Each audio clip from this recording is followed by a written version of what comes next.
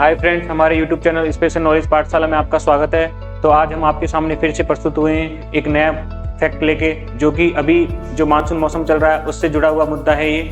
चलो इसके बारे में देखते हैं कि जो आकाशीय बिजली होती है, लाइटिंग, स्काई लाइटिंग होती है, उससे जुड़े हुए जो फैक्ट होते हैं उसके बारे में आज बताएंगे कि बिजली कैसे गिरती है, क्यों गिरती है, किस प्रकार गिरती है और बिजली गिरने से क्या खतरे हो सकते हैं, उससे बचाव क्या हो सकते हैं, कितनी पावर की बिजली गिरती है, उसका कोई आइडिया होता है कि नहीं होता।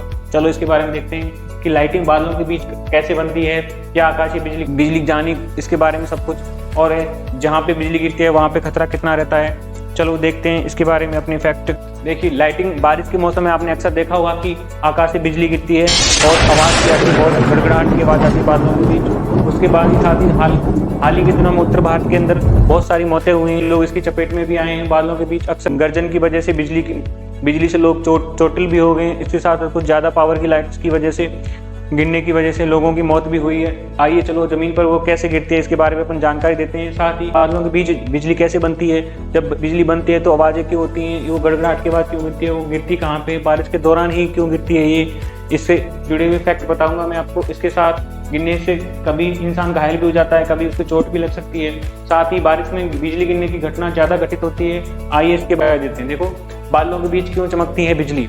वैज्ञानिक हैं बेंजामिन फ्रैंकलिन, 72 के अंदर उन्होंने बताया था कि सबसे पहले उन्होंने बताया था कि जो बादल होते हैं उनके बीच बिजली चमकने की सही वजह ये बताई थी कि जो बादल बनने होते हैं वो पानी के होते हैं, H2O के, उनमें छोटे छोटे कण होते हैं, छोटे छोटे पार्टिकल्स होते हैं, उनके बीच क्या होता है, गैप होता है। तो वो आपस में जब हवा चलती है तो वायु की वजह से आपस में टकराते हैं, हवा की वजह से। बहुत छोटे पार्टिकल होते हैं, जब वो पार्टिकल टकराते हैं उनकी वजह से एक रगड़ होती है, मतलब एक घर्षण बल होने की वजह से उस पर आवेश चार्ज हो जाएगा, आवेशित वो पार्टिकल आवेशित हो जाएंगे। इसकी वजह से वो उसमें एक करंट फ्लो होने लग जाती है। कुछ टाइम बाद करंट फ्लो होने लगती है तो कुछ बातों पे पॉजिटिव चार्ज होता है तो कुछ पे नेगेटिव चार्ज होता है। अब पॉजिटिव और नेगेटिव चार्ज होने की वजह से क्या होगा कि दोनों पे चार्ज एक दूसरे पे टकराते हैं, तो उससे क्या है, रगड़न की वजह से वो चार्ज, पॉजिटिव चार्ज है और नेगेटिव चार्ज है, वो दोनों टकराएंगे आपस में, तो उस रगड़न की वजह से एक साउंड उत्पन्न होगी, उससे गड़गड़ाहट भी बोलते हैं अपन, ठीक है।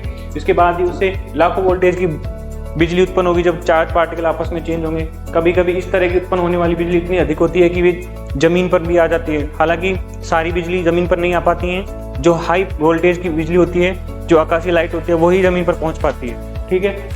इसके बाद में देखते हैं जो बिजली गिरने का, चमकने का कारण मैंने बता दिया आपको। इसके बाद देखते हैं कि क्यों गरजते हैं बादल। अपन ने बता बिजली की गिरने की आवाज़ क्यों आती है, अपन ने बता दिया। अब इसके बाद दूसरा है क्वेश्चन कि क्यों गरजते हैं बादल, ठीक है। बादलों में जो आवाज़ आती है वो क्यों आती है, ठीक है। जब आसमान में इस तरह की बिजली पैदा होती है, जो अभी मैंने बताया था उस तरह की बिजली पैदा होती है, तब बादलों के बीच जगह रह जाती है, मतलब बादलों के बीच जगह होती है, छोटे छोटे बादल बन जाते हैं, उनके बीच जगह रह जाती है। जब जगह रहेगी तो धारा, उसमें क्या है, बिजली की धारा बहने लगती है, मतलब करंट फ्लो होने लग जाता है। अब जब करंट फ्लो होता है तो क्या होता है, बड़े पैमाने पर चमक उत्पन्न होती है, एक लाइट दिखती है अपने को। अब वो लाइट दिखती है, उसकी वजह से आसमान में बादलों के बीच एक चमक नजर आने लग जाती है। अब चमक नजर आएगी तो उससे क्या होगा कि बिजली की धारा बहने की वजह से बहुत अधिक मात्रा में गर्मी पैदा होती है। जब वो लाइटिंग दिखती है ना, उसकी जब वो धारा बहेगी उस बादलों के बीच, दो बादलों के बीच, तो धारा बहने की वजह से एक बहुत ज़्यादा हीट उत्पन्न हो जाती है, मतलब बहुत ज़्यादा गर्मी उत्पन्न हो जाती है, जिससे क्या आता है, जो वायु के कण होते हैं वो दूर दूर हो जाते हैं। जिससे क्या है, वायु के कण दूर दूर हो जाते हैं, वो फैल जाती है, और सैकड़ों कण जो वायु के छोटे छोटे कण हैं वो दूर दूर होने की वजह से आपस में टकराते हैं। अब टकराने की वजह से क्या होगी, एक साउंड उत्पन्न होगी, उसको क्या बोलेंगे अपन, गड़गड़ाहट, जो कि अपने को यहाँ तक सुनाई देती है, पृथ्वी तक इसकी आवाज सुनाई देती है, ठीक है। तो आप समझ गए ना कि गरजते क्यों है बादल, क्योंकि जो वायु के कण होते हैं ना वो दूर दूर चले जाते हैं, हीट की वजह से, जो लाइटिंग हो रही है उसकी हीट की वजह से दूर दूर चले जाएंगे, फिर वो आपस में टकराते हैं, तो उससे एक बहुत ज्यादा साउंड उत्पन्न होती है, जिसको अपन क्या बोलते हैं, गड़गड़ाहट बोल देते हैं, ठीक है। अगला है, पहले चमकते हैं फिर क्यों आती है गरजने की आवाज। पहले बादल चमकते हैं या फिर वो चमक उत्पन्न होती है और फिर उसके बाद में आवाज सुनाई देती है। इसका कारण क्या है, देखिए, जब भी बादल चमकते हैं तो ये दोनों घटनाएं साथ ही घटित होती हैं, लेकिन अपने को इनमें दोनों में डिफरेंस टाइम बाद में अपने को आवाज सुनाई देती है। इसका कारण ये है कि जो लाइट की स्पीड होती है ना, प्रकाश का वेग होता है, वो होता है 3 × 10⁸ मीटर पर सेकंड, या फिर आप इसको चेंज करके ऐसे दे सकते हो कि 3 लाख किलोमीटर पर सेकंड के हिसाब से लाइट फ्लो करती है, मतलब चलती है, स्पीड है लाइट की। इसके साथ ही यदि अपन ध्वनि की स्पीड देखें तो उसकी स्पीड होती है 332 मीटर पर सेकंड होती है, तो उसमें दोनों में बहुत ज़्यादा डिफरेंस है। यदि जब दोनों, ये चमक और ध्वनि, ये दोनों एक साथ ही होती है, जो गड़गड़ाहट है ना वो एक साथ ही होती है, लेकिन जो लाइट की स्पीड तेज होने की वजह से क्या होता है कि लाइट अपने को लाइटिंग पहले दिखाई दे जाती है, उसके बाद साउंड उसके पीछे। ये कारण यही रहा कि उसकी स्पीड कम है धमनी की, ठीक है। उसके साथ ही अगला देखते हैं अपन इससे बचने के उपाय क्या हैं। जो बिजली के बचने से उपाय से पहले एक और बात कर लेते हैं, वो जरूरी है। देखो कहाँ पर गिरने का खतरा रहता है, ये सबके दिमागों में यही सवाल रहता है कि बिजली कहाँ पे गिरने का खतरा ज़्यादा रहता है। तो देखिए इसके बारे में भी मैं बताता हूँ। जब धरती पर बिजली गिरती है तो वहाँ पर जानवर, मनुष्य, पेड़ पौधे सबको नुकसान होने का खतरा रहता है, ठीक है। इसके साथ ही अपन देखते हैं कि आकाशीय बिजली गिरने का सबसे अधिक खतरा खेतों के में काम करने वाले लोगों के पास रहता है। जो खेतों में काम कर रहे होते हैं उनके अधिक रहता है। पेड़ों पर, जो पेड़ों पे जीव जंतु रह रहे हैं या पेड़ों के ऊपर भी सबसे ज्यादा खतरा रहता है। उसके बाद तालाब में नहाते समय लोगों पर बिजली गिरने का खतरा सबसे ज्यादा रहता है, ठीक है। क्योंकि देखो इसका कारण भी है, चार्ज बादल जब धरती पे आते हैं, जब चार्ज बादल होते हैं, मैंने स्टार्टिंग में बताया था आपको कि एक पे पॉजिटिव होता है, एक पे नेगेटिव होता है। ये कंफर्म नहीं होता है कि कौन सा पॉजिटिव है, ये कौन सा नेगेटिव है, ठीक है। चार्ज बादल पृथ्वी पे आते हैं तो जैसे कोई ऊंची इमारत है या कोई पहाड़ है या फिर कोई पेड़ है, तो उस पे आएंगे तो उसमें जो उसके विपरीत चार्ज होना चाहिए। जैसे बादल की चार्ज है पॉजिटिव और उस पेड़ का या इमारत का चार्ज है नेगेटिव, तो उसमें से क्या करंट फ्लो होने लग जाती है। यदि बादल का चार्ज पॉजिटिव है और यदि पेड़ का चार्ज पॉजिटिव है, दोनों पॉजिटिव है, तो करंट फ्लो नहीं होगी, वो उसके अपोजिट चार्ज होना चाहिए, तभी उसमें करंट फ्लो हो जाती है। जब उससे करंट फ्लो हो जाती है तो उसके अंदर होके वो पास होके जमीन में करंट चली जाती है। ऐसी ही इमारतों के बीच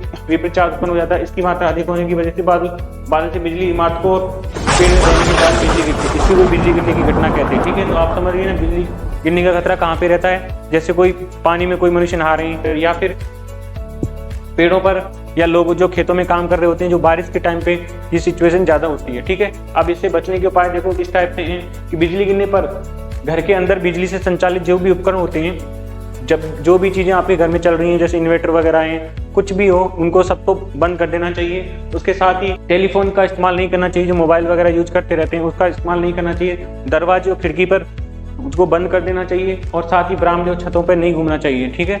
यही है इसके उपाय बचने के, बाकी इसका कोई सॉलिड उपाय नहीं है कोई भी। और इसके बाद आगे देखते हैं कि कुछ फैक्ट हैं जो इससे रिलेटेड हैं।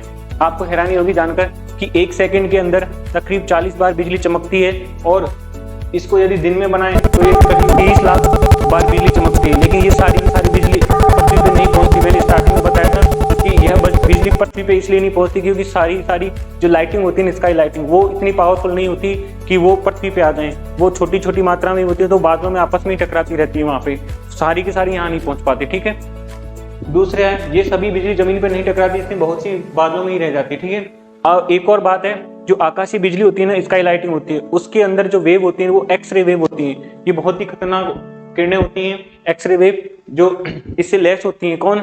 आकाशीय बिजली होती है, जो लाइटिंग स्काई लाइटिंग होती है, ठीक है। अब जब बिजली आकाश से जब बिजली गिर रही होती है, जब आकाश से देखो बिजली गिर रही होती है, जैसे ये वाली है, जब आपको मैं दिखाता हूँ, ये है जो इसकी चमक है, ये वाली, तो इसकी चमक की चौड़ाई है ना, ये चमक की चौड़ाई 1 से 2 इंच चौड़ी होती है ये चमक, ठीक है, जो चमकती रही होती है वो। और इसकी लंबाई है ना, यहाँ से 4 से 5 किलोमीटर लंबी होती है, 4 से 5 किलोमीटर लंबी होती है, ठीक है। तो समझो कितनी पावरफुल होती है। इसकी चमक है ना, उसकी चौड़ाई तो हो गई 1 से 2 इंच मोटाई मान सकते हो उसकी, 1 से 2 इंच मोटी होती है, और इसकी लंबाई ना 4 से 5 किलोमीटर लंबी होती है, ठीक है। इतनी पावरफुल होती है, ठीक है। इसके साथ ही गिरने वाली बिजली की कितना वोल्टेज की होती है, ये भी मैं बताता हूँ आपको।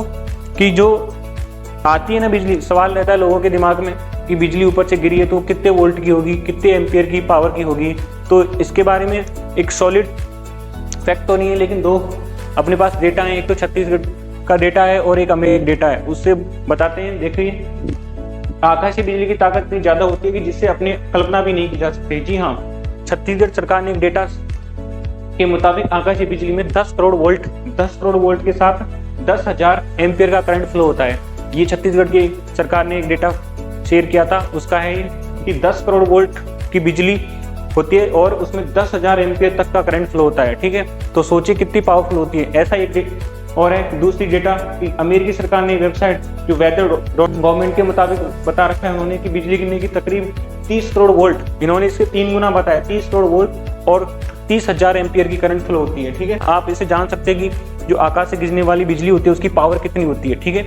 ये जरूरी नहीं है कि ये फिक्स नहीं है अभी कि ये कहाँ पे गिरे, फिक्स नहीं है एग्जैक्ट, इसका अंदाजा लगा सकते हैं, लेकिन वो सटीक अंदाजा होता है कि गिरने का जहाँ पे स्टार्टिंग में मैंने बताया था कि पेड़ वगैरह होते हैं, या फिर जो खेतों में लोग काम कर रहे होते हैं बारिश के टाइम पे, या फिर जो पहाड़ पे जो मतलब पानी वानी का कोई सोर्स है उस पे, तो ये चीजें ना इससे जुड़े हुई रहती हैं। अब इसके बारे में बहुत सारी जानकारी आपको दी है मैंने। यदि इससे रिलेटेड और कोई भी सवाल आपको या क्वेरी रखी है तो आप मुझको बेझिझक पूछ सकते हैं। बारे में और कोई जानकारी देनी है तो कमेंट करके पूछ लेना आप। उसके बाद आपको यदि मेरा वीडियो पसंद आया तो उसको शेयर करें, लाइक करें और सब्सक्राइब करें। ठीक है, धन्यवाद।